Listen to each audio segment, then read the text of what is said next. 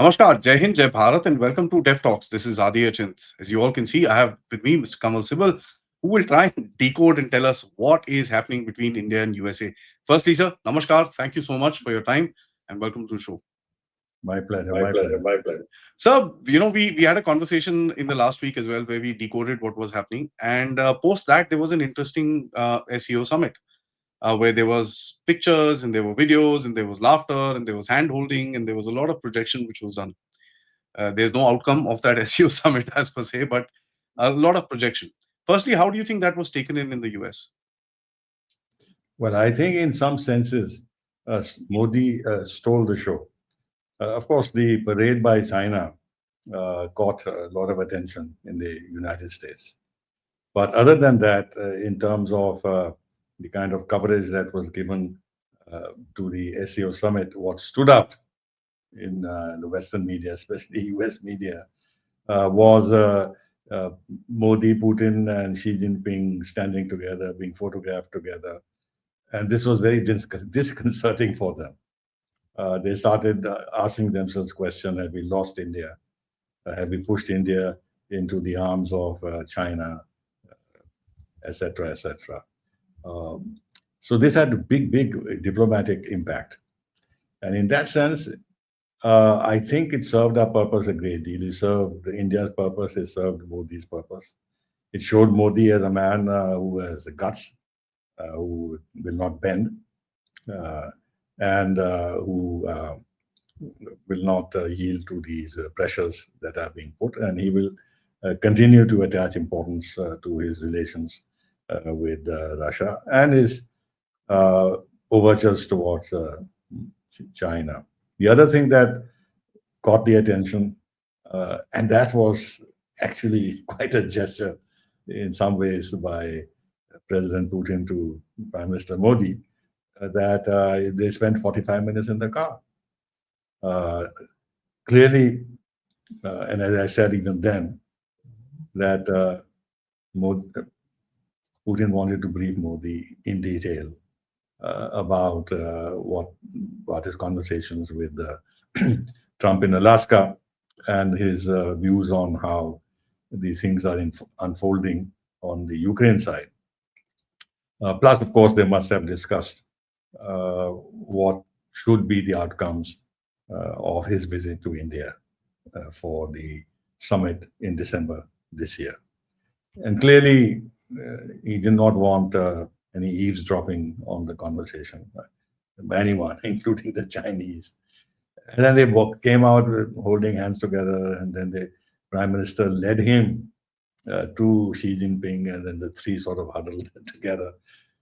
I think Modi knew what he was doing and what kind of messages it would send.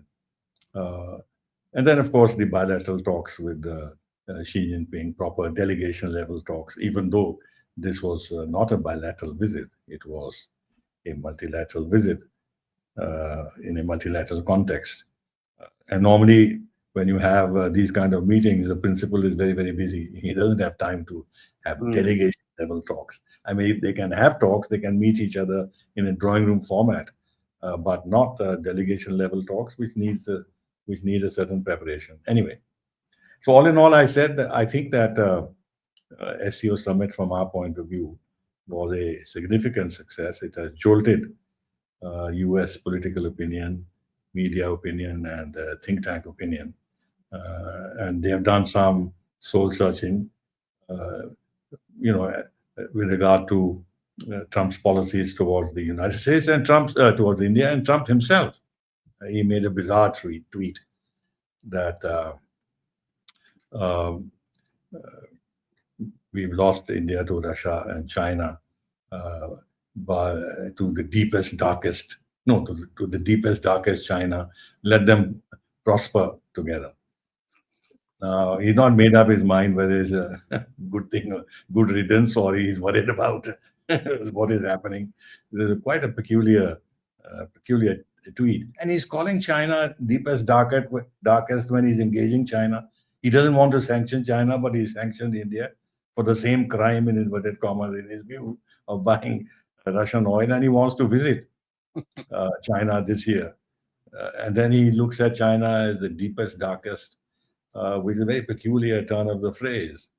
But there it is. With Trump, you never know what language he'll use, what view he will express, and what his mood of the moment is. He also said that, as if this entire China parade organized by China was meant for Trump's uh, eyeballs, because he said that I expect that, no, I knew that they were they were looking to They were, see if I they was were, watching the parade, which I did, yeah, that kind of a thing.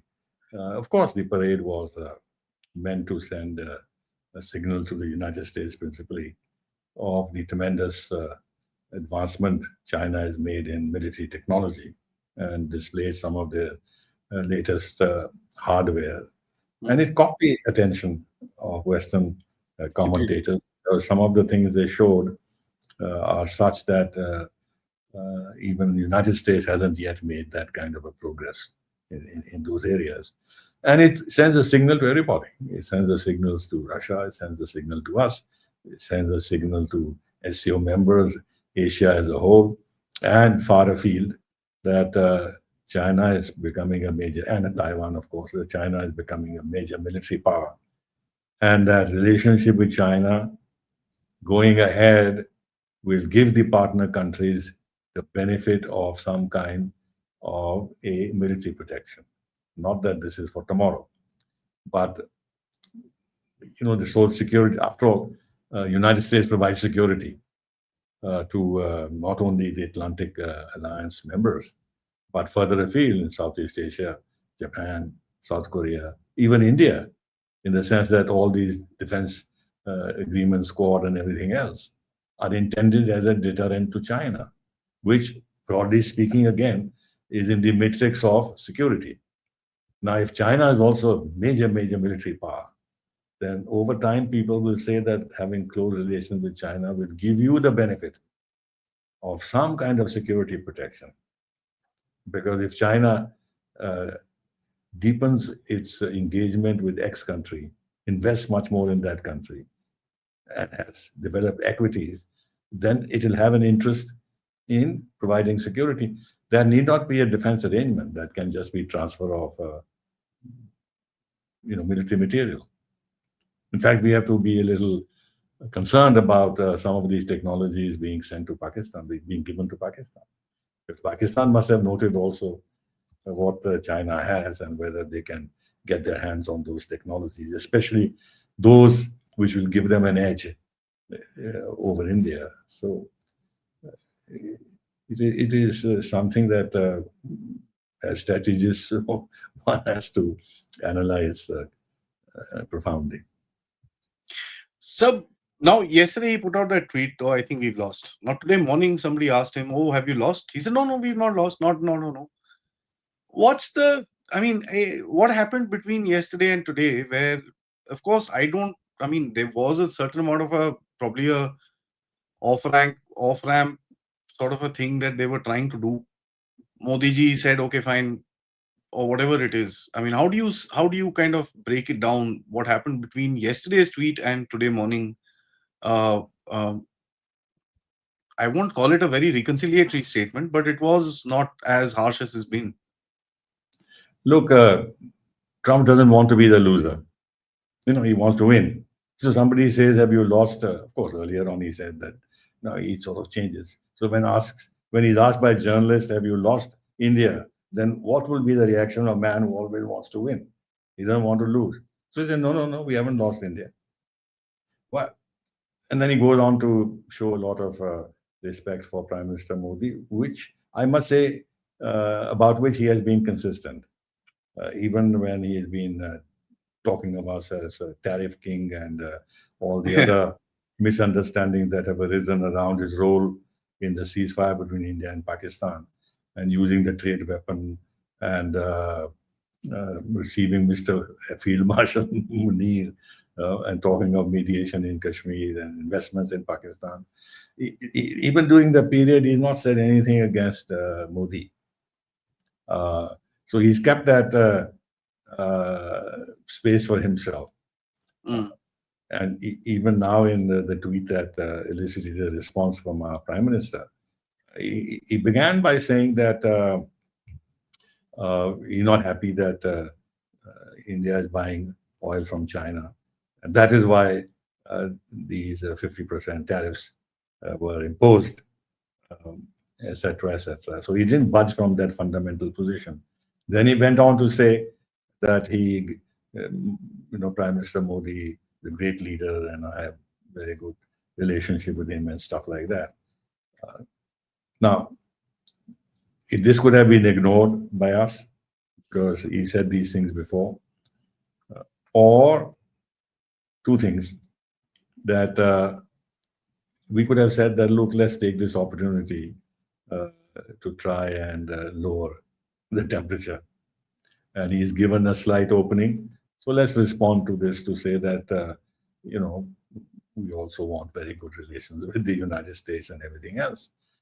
And secondly, just after the SCO summit, which has created a certain impression in Western circles about India now moving into the uh, Russian and Chinese camp. This is also a signal in order to maintain our strategic autonomy that we've not moved into any camp. And if the Americans want to reach out to us, we are willing to respond because we value the ties. So the Prime Minister has said, that we value our strategic partnership or whatever with the uh, United States. Now, to my mind, uh, it's all right what has been said on both sides, but the proof of the pudding will lie in the eating, which is that will Trump uh, remove the 25% penalty tariffs that he has imposed as a genuine gesture of wanting to reach out. Now, with regard to the 25% tariffs, otherwise, I think if he links that to a trade deal with us, whether interim or otherwise, that might make sense from his point of view, and we can also live with it. If in the next few months we can have a trade deal of sorts, and then he can see whether he'll reduce the tariffs to 15% or 18%, or bring us on a par with Pakistan and some other, or Bangladesh or whatever. But but if he doesn't remove the penalty tariffs and they remain at 50%, then I'm afraid that the scope for any meaningful engagement uh, of United States would be limited. May I kind of flip this? You're saying this was pretty much random, that there was an opportunity seen and we kind of went and hit it, or is there back end conversations, as Minister Jaishankar also mentioned in the morning, that we are in touch? There's a lot of conversations happening. I don't want to speak anymore. So that means there is a lot which is being done at the back. There's a lot of to and fro which is taking place on how to bring it down. So is this a part of it? Okay, I'll make a statement, you come out and say something, and then we'll kind of break away and ease the tensions. Do you see it like that? Well, And because I don't see the attack dogs going away. let me put it differently. I'm aware of the fact that there are people in Washington, Mhm. especially uh, of Indian origin, and some who are occupying top positions in the high tech companies and this and that, who've been actually trying to diffuse the situation and have been lobbying through their contacts with the White House uh, to see if something could be done, which would send a signal to India, a positive signal to India, to which the Prime Minister could respond. This I know, but from the uh, from the circles who are on the corporate side and wanting to Wall uh, Street. not Wall Street and wanting to ensure that the some kind of dialogue, not dialogue, some kind of some step is taken which can break the ice. Hmm. Now, whether what has happened is their handiwork or some other elements have been active in this regard, I can't say.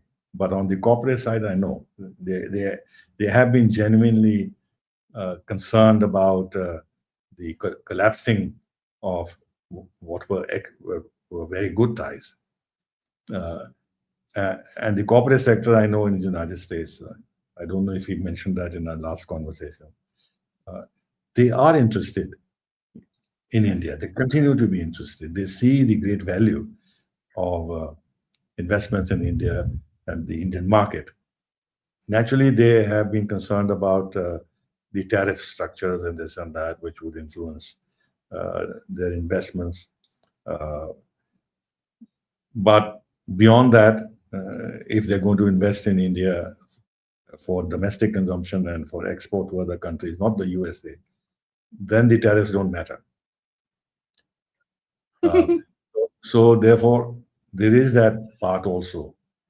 And then if things start going downhill, then the huge investments, especially the high-tech companies, have made in India, and then of course prospectively the defense companies, they will begin to lose their position in India, uh, and this will be to their detriment.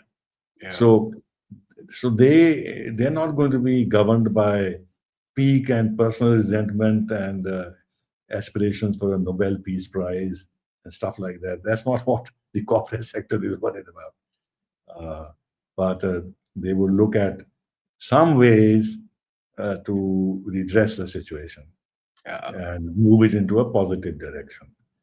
And if you see Trump's thing, what he said, I won't like to exaggerate its import, Mm. but I think it's also wise diplomacy on our part to exploit whatever was said to send a signal that from our side we are willing to have good ties and progress them further. So the ball is in your court.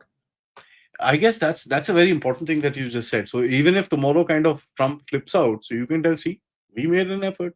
You pouring water over it again, not a problem. So either ways, we come out looking pretty clean in the entire game, actually.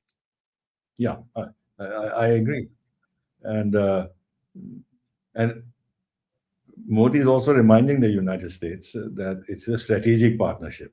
It is not a partnership built with President Donald Trump and his idiosyncrasies. It's a strategic partnership. He's also reminding him of that, provided, of course, Trump and his entourage they understand the message.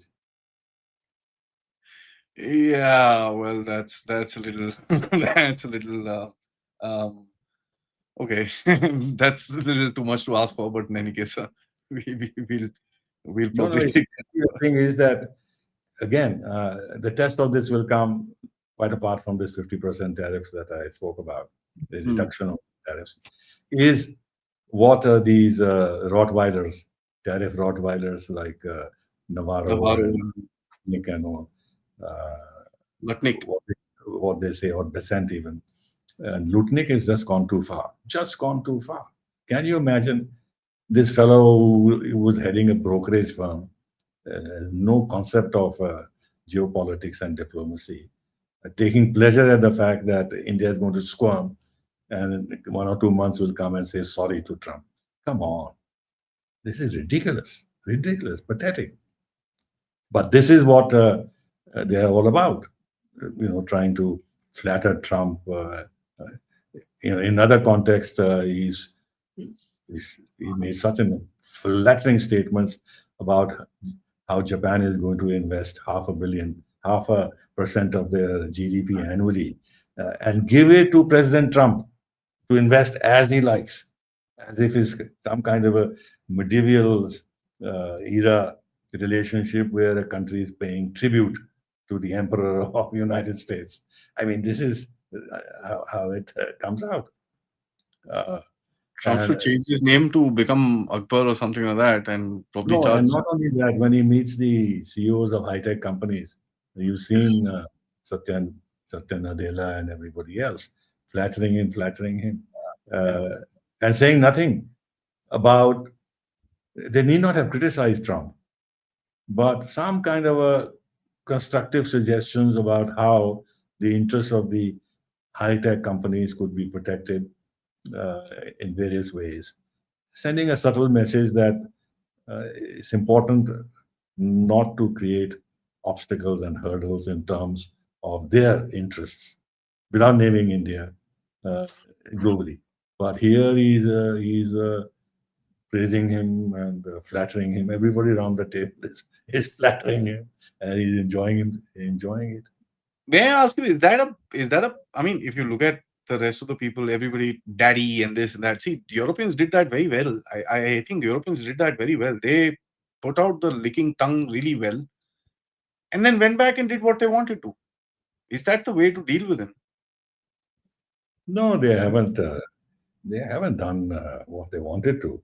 In fact, that framework agreement has been confirmed, has been finalized. Now, it's one thing that it's just a framework agreement, but then in order to implement it, you have to go through processes. Now, when they say $750 billion of LNG uh, will be bought by Europe in the next 3 years, who's going to buy it? Governments are not going to buy it. So it has to be the industry, and the industry will buy it in accordance with their needs and the pricing and everything. I mean, there's so many things that come into play. And if they are forced to buy such large quantities at high prices, they will look for subsidies. And as it is, these countries are so highly indebted, they don't have the money.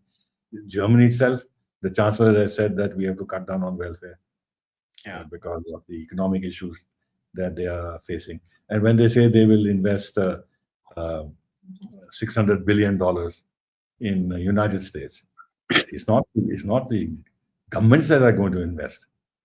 It is the private sector in these companies, for whatever reason, because of cheaper energy or whatever else. They have to take the decision. They have to work out the economics of it. And it's not as if they decide to invest and within 15 days the project will be up and running. So in the implementation, there will be issues. And even in the case of Japan, they're letting it be known that these are only loans. They are not going to invest That's anything. what I'm asking. So are these countries just saying, okay, fine, let's just kind of dilly dally and blow it over? It's already 1 year down. We need to wait till the midterms and give whatever promises and then renege on it and as it goes. Yeah, but there's a difference. Both Europe and Japan and South Korea, they are totally dependent on America for their That's security. the problem. And they are both facing Serious. serious military situations, Yeah. conflicts in their periphery. Mm. They desperately need the American cover. We are not in that situation. So why should we position ourselves as Japan or South Korea or Europe and and flatter him and bend to his will and make false promises and this and that? See, other than that, our public opinion, our opposition, they'll take the government to cleaners. Eh, If we said we're going to invest this and we're going to invest that and we're going to buy more arms and this and that, uh, I think the government would be under fire Yeah. and will not be able to actually adequately respond to criticism that you are kowtowing to the Americans. And what about your strategic autonomy and this? And there's so many other issues would arise and make the position of the prime minister and his government pretty difficult. That's true. So how do you see now things going forward, sir, with the current information that we have? I mean, I've been saying there will be a deal now. It's a micro mini deal or a micro chicro mini deal or a nanometer deal. I don't know, but there will be some signatures on a piece of paper just to blow this over. That would be the only off ramp I think both the countries would need to say, okay, fine, that's it, done. Let's move forward. See, the So thing how is that we have this move? already we have already in effect reached an interim deal, and this was placed before Trump, but Trump did not approve of it. Mhm. So now, and then they cancel the sixth round of talks and this and that. Now, one way out is that they decide to continue the conversation because the American side had halted it. And then you have another round of consultation. But if there's another round of consultation, then we have to make some concessions. Mhm. Now, if we are ready to make some concessions, then we would also like to have some concessions from the Americans in return. Of course. Otherwise, it'll be very difficult for us to um, sell that. Uh, in other words, it would appear that we have buckled under Mm, pressure, mm, mm. and minor concessions here and there may not satisfy Trump. So on GMOs and this and that, etc. Now, so now if Trump opens the door to a fresh round, and there, for some reason, for by hook or by crook, we are able to agree to something which meets our requirements and which meets the US requirements, then he can lower the tariffs. But the problem is this: he linked the 25, 50% or 25% tariffs additional to India buying Russian oil. Now, Talk even about if you have a good. trade deal, how do you deal with the oil issue?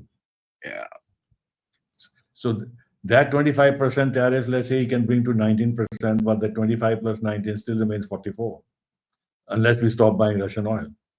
So how do you get around that problem? I can't see that happening. that's what I'm saying. So talk about getting yourself stuck in a nice little pickle.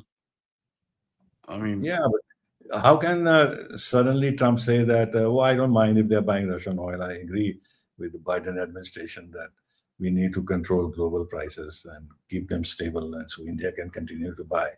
So he can't say that. He can't say that.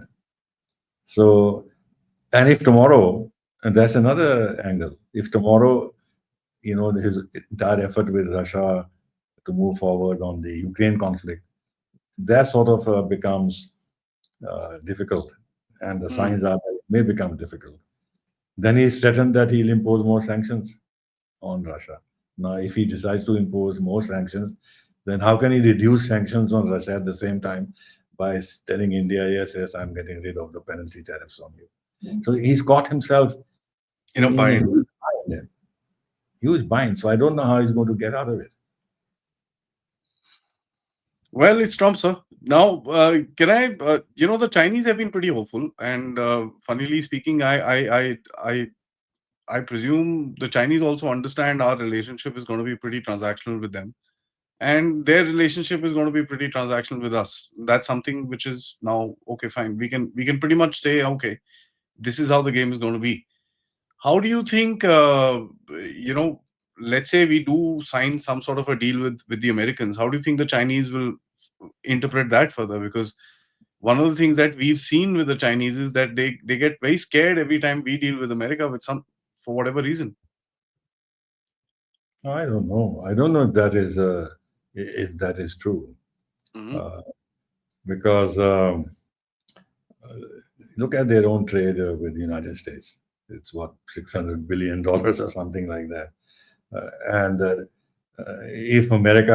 if Trump wants a big beautiful deal with the Chinese also want a deal with the Americans. Uh, so they are negotiating now. On our side, we have these concerns, which are expressed not officially, but by the foreign relations experts, that Trump and China might want to move together towards a G2 kind of a situation. Now, China can't have it both ways. No. That we can have a kind of a bipolar system or work towards it, and India should ignore that. But if India develops better ties with the United States, then it's a provocation to China. It's illogical. It's illogical. It is, Uh, but that's how the Chinese have been, sir. So, I mean, I think they use that as an excuse. Now, hmm, I asked a simple question hmm, that they're militarizing Tibet more and more. Now they're building the railway line from Xinjiang to Tibet, which will make movement of men and material even quicker. Quicker. But what is a threat to military threat to Tibet? From whom? From whom? There is none. Our position is defensive, and if there is some uh, problem on the Chinese side that we are not accepting the 1959 line of control which they had proposed to us, and in certain areas we're advancing. These are just little points on the border. There is, it is not a military challenge to China. From our point of view, it is to make sure that we protect our territory. And but it doesn't at all mean that we are going to, and we don't have the capacity actually to launch a military invasion of Tibet. So why are they strengthening their military posture, building more airfields and everything else? So I don't have an easy answer to this. Hmm. I think they're threatened by India. This is, I think, it's a very carefully crafted strategy that put more pressure on India. Continue that directly, bilaterally through our neighbors and through Pakistan, and keep repeating the same mantra which they did even in Tianjin, that let's separate the border issue from the rest of the relationship. Uh, as it is, they're profiting so much from the rest of the relationship. The wretched deficit has gone to $100 billion. So I think the Chinese, they know they have the upper hand, and it'll take many years for India to raise itself to a level where they can deal with China with a really strong hand. Hmm. At the moment, what is this strong hand? Bilaterally, yes, on the border, we are well positioned. We can deal with encroachments and this and that. And the other line of approach to China has been the Quad and everything else to create this deterrence by teaming up with US, Japan, and Australia, which now is in a bit of there's a lot of uncertainty around that. Uh, in other words, we need these external powers to boost our capability of deterring China. The Chinese know this. Uh, so, but at some stage, let's say in 10, 15 years, and I think we will develop a lot of capabilities and capacities, then I think we'll be able to talk with the Chinese more as equals than is the case Hmm. at present. Lastly, sir, I want to ask you with regards to the US establishment, and we kind of spoke about the corporates and we spoke about the big tech, and that's where I feel there's one name which is doing the rounds, which is Jamie Dimon from the JP Morgan, who's been quite lobbying quite hard with regards to the India relationship that which is quite profitable to the Wall Street as well. Uh, uh, if there is a crack through which they have made, which these people have made, they will now exploit it. Obviously, they'll want to kind of increase it. They'll want to exploit it, and they'll want to keep the pressure up so that not to disturb their investments. Do you agree with that, or what are the next steps do you see with the Americans? Is it going to be a good cop routine from Donald Trump and the bad cop routine from his attack dogs? And the same here with Prime Minister Modi saying, "Oh, very nice," and Mrs. Sitaraman and Mr. Piyush Goyal and Jai Shankar, as No, she was pretty harsh with her words yesterday. I've never seen her like that. At least on the imperialist, Brahmins, yeah, on the Brahmins thing. Brahmin thing, imperialist. She Yeah, she she was pretty harsh with the words. yeah, that's okay. That was in response to the Lutnik fellow and Yes, Navarro. No, Navarro. Uh, no, I think that was all right. I mean, we're not playing that good cop, bad cop that's true. game game at all. I think the idea is not to do anything to provoke a further deterioration of ties, because the cost of that to us are significant. I mean, we can Mhm. have all the bravado we want, but on the ground, it will cost us, and there's no sense in doing that. Uh, then it weakens our whole discourse of strategic autonomy, etc., etc. That discourse requires strong ties with the United States, strong ties with Russia, and engagement with China. And the moment there is problem between us and the United States, then we weaken our hand vis-a-vis the other two. So, so there's no sense in responding to Trump in the manner in which he speaks about foreign policy and attitude towards India. Uh, but as I've been saying, I think I said on your thing also that the thing is to put pressure on United States through Indian public opinion. Hmm. That worked Mm, on this time. That really That's worked. through Indian media and this and that. But the interesting thing is, and I've been commenting on that, you have these chaps who've come out from the woodworks, the Indian Americans or Oh. Indian pro-Americans, Hmm. placing the responsibility on our shoulders to reach out to Trump and mollify him. That was a shame, actually. Honestly, sir, I'm sorry, but you know, that I found that to be an absolute shame.